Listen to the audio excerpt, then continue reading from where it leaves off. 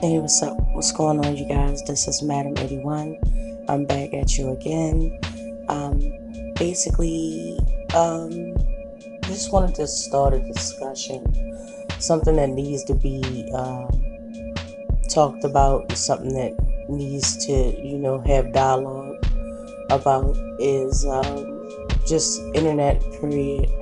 I came across this segment for oxygen, um, and they were talking about how videos went viral from people hurting each other or people committing crimes, and the lore of it, and why some people may do it, and people are not really understanding the consequences to their actions. As the man said in the segment, people feel as though it doesn't affect them. And also he spoke on about hurt people. It's a term that's been commonly used on YouTube, and I've heard it and said it many times. Is a real deeper issue that's going on in general, with just how people choose to display themselves on social media, on the internet, what people will do, and how far people will go to just get their quote unquote 15 minutes of fame, or their big breaking out, viral videos. Sometimes it's done for the wrong reasons. Sometimes it's done emotional, but nevertheless, us as people, we watch this and we consume it. Also, I want to get into and speak on a little bit about how desensitized the world has become due to the very things that we use, as entertainment, being movies, being short films, video games, things of that nature. I'm not at all condemning movies or video games, because I'm a fan of video games. I play video games, but I know and understand right and wrong. So this is not attack on the movie industry and the video game industry at all. This is just an opinion that I have. A lot of people that chemically imbalanced, a lot of people that are emotionally unstable, a lot of people that are very easy to suggestion, and will look at these things and think, hey, it doesn't bother me. You take the right and wrong out of it. Even people that know right from wrong, they still continue to watch it. They still, give it that click, that view, and further manifests it into existence. So it's just a thing that I think that we also need to talk about. And, the question is to everyone, how far will you go just to get YouTube fame? This is an age-old question. Just pick a different profession. Scratch, internet fame out. Scratch YouTube fame out and insert your favorite industry. How far are you willing to go to be recognized, even if the content that you're producing is wrong or not suitable for some viewers? What is your limit? to do it. You know, if I have to damn near kill somebody for a video to spike, or happen to go back and forth with all this pettyless, mindless, you know, anger-filled, raging stuff, then I'd rather just be a small YouTube channel all my life. Like, it's not worth the drama. It's not worth the, you know,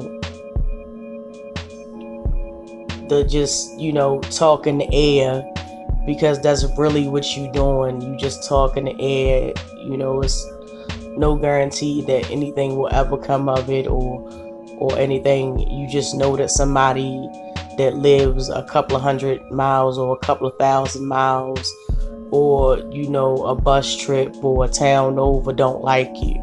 And at the end of the day, it's just not worth it. That's why I chose to go and stand behind Goddess, with her hashtag no crabs in the barrel, because it's really not, you know, worth getting in your feelings and, you know, catching a charge, or, you know, losing what you have, regardless of how big or how little much you have, losing it over a person that main goal is to, you know, keep their name in your mouth, or, you know, be judgmental or critical. You know, people want to talk about you to the day you die. You know, everybody's not going to be attractive to everybody. Everybody's not going to be the right ethnic group. Everybody's not going to be the right height. Everybody's not going to be the right weight. You know, you you understand what I'm saying? And I mean, it's just a divide in, you know, just people and the labels that we give ourselves. For example, the word bad bitch. A bad bitch is a term that's originally used for a female dog. You know, a animal, a female animal, a female dog. You know, you want to be a bad bitch. A bad bitch is a person that can just, you know, she gets what she wants, she do what she wants, she got this, she got that. No, that's not being a bad bitch. That's just further putting a target on your back. To be honest with you, everything glitter ain't gold. Everything that's given to you can damn sure be taken away from you. So tell me what you guys think. I would like to hear what you have to say. Jump down in the comments. As always, like, subscribe, share. I do comment, you know, so get at me. And with that being said, y'all already know what's coming. The clip.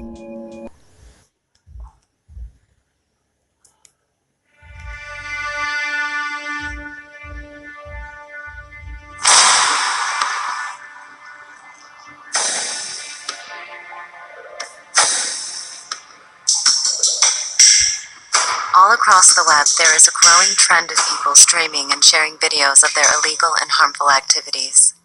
Like John Pinney, who was sentenced to 7 years in prison for stealing a police car in Oklahoma after streaming the crime on Facebook. I'm Tulsa, Owasso right now. I'm in the cop car. Hear my siren, but With no regard for the consequences, why would anyone share these behaviors for the world to see?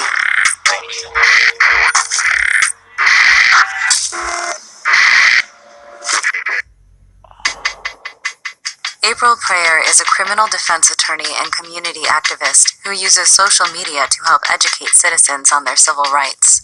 I have been an attorney for 19 years. I started off as a public defender, so I got to see a lot and got to see a lot quickly. Every day you can see some video of either a crime being committed or somebody being harmed on social media. There are more and more incidents of violence being posted online and ending up in court and in my office. The police have done more and more raids based on what they're finding on social media. Don't post money, don't post drugs, don't post violence, and don't post guns. There's always a trail leading back to you. On November 27, 2012, a young woman robbed a Cornerstone Bank in Waco, Nebraska at gunpoint. She walked out with over $6,000. Later that day, she made a video and posted it on YouTube, confessing her crimes. The video went viral. They believe social media is a bubble. They honestly believe that law enforcement cannot see them. And so they're blatant with their behavior. They're like, well, I don't have any police officers as friends or followers, so I'm fine until the raid comes the following day. Authorities were tipped off by numerous people identifying the girl as 19-year-old Hannah Sabata. She was arrested shortly after and has since been sentenced to 10 to 20 years in prison for robbery. Hannah Sabata confessed more than her crimes on that YouTube video. She also told her own story, expressing many of her own personal problems. Individuals are seeking power, and social media allows you to control it. You get to curate the story however you choose.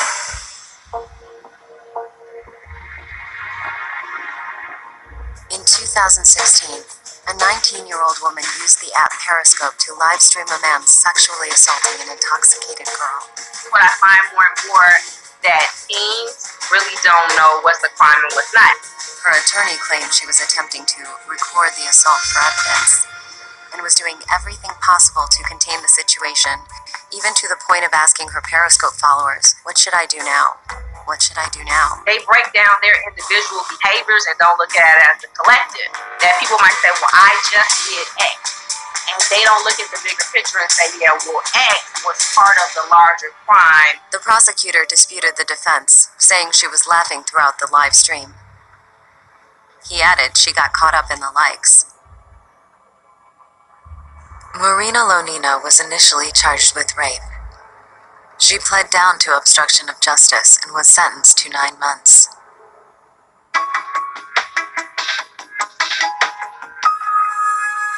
In January of 2017, a video went viral of a gagged and bound young man being tortured by 2 of his peers. This shit, bro. Hey, cut this off, bro. I'm gonna let your ass walk home. I was appointed to that case. That's a very good example of what the media reported was not at all what happened. The 4 suspects were arrested and charged with aggravated kidnapping, aggravated unlawful restraint, aggravated battery, and a hate crime. The case did not involve rape, so that's probably the biggest misconception. The lead male defendant was best friends with the white so-called victim. It was really a fallout between the 2 of them. My client did not know either of them, and they showed up in her living room. There was never a question whether or not this incident qualified to be investigated as a hate crime. I think what happens with video being posted on any social media site, there's a rush to judgment because you don't see what happened before, you don't see all angles, and you don't see what happened afterwards. And I'm not trying to let any of them off the hook, but they were all kids. The oldest girl was 24, the others were 18, and they were pretty clueless. Like, okay, so what's the problem? What's the issue? What do you mean I'm looking at possibly 60 years in prison? All 4 defendants pled guilty to committing a hate crime, and all but 1 is currently in jail.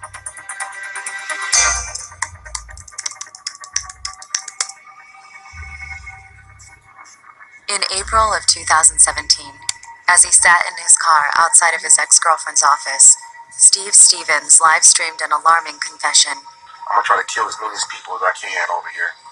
What we miss in the conversation is hurt people hurt people. Past year's been really f***ed up for me. I lost everything, They are enacting that trauma onto another person, and now I'm just on some murder type shit, so. and they're bringing it to the world. They're telling the world, I hurt. Unsuccessful at harming his ex-girlfriend or her co-workers, Stevens turned his wrath towards a random elderly man out for a walk.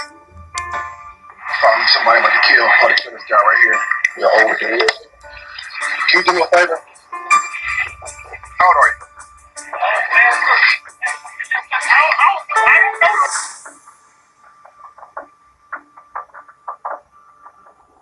Steve Stevens executed Robert Godwin in cold blood for the world to see. Afterwards, he was on the run for 3 days. Last night, officers searched dozens of locations based on leads, based on investigative information. We know that Steve is still out there someplace. The statewide manhunt ended only when Stevens turned the gun on himself. One thing that all of these stories have in common is they all went viral. We as consumers watch them and share them. We desire and are interested and intrigued by anything that seems exciting or new or untouchable, things that you just wouldn't be able to see or do offline. We act just like we're watching an action movie, and we no longer feel for the person who is actually the victim of that action. We believe that the virtual world is somehow different than our offline world. And we're just used to it. Well, okay, laugh at it, click to the next one.